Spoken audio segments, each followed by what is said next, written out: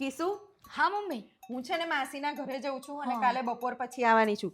અને તું છે ને વંશ પકોડી ખાવાનું કહેતો હતો. ચણા પલાળી દેજે અને છે ને પાણી છે ને એને ફુદીનાનું બહુ ભાવે છે અને પેલી ચટણી અંદર નાખી એટલે બનાવીને રાખજે. હા સાંજે સારું હું આવી જઈશ. ચલ, હા, હા, જય શ્રી કૃષ્ણ. કેમ ભાભી ટેન્શનમાં છો? કઈ નહીં વંશભાઈ, અરે મમ્મી માસીને ઘરે ગયા ને તો કાલનું પાણીપુરી બનાવવાનું કહીને ગયા. તમારે કેટલા દિવસથી ખાવી હતી ને તો મને કે પાણી બનાવી દેજે, પણ એક વાત કહું, મને રસોઈ બનાવતા નહીં આવે. અને પાણીપુરી પાણી હું કઈ રીતે બનાવીશ? ઓહો, આટલી અમથી વાત. આ તમારો ડોરેમોન બેઠો છે ને, શું મૂંઝાવ છો? અરે તમે છો સાચી વાત, પણ તમને થોડી બનાવતા આવડે, તમે થોડી બનાવશો. કોને કીધું કે આપણે પકોડીનું પાણી ઘરે બનાવીશું? તો હું બહારથી લઈ આવીશ, પણ તમે સરખી રીતે સર્વ તો કરી આપશો ને?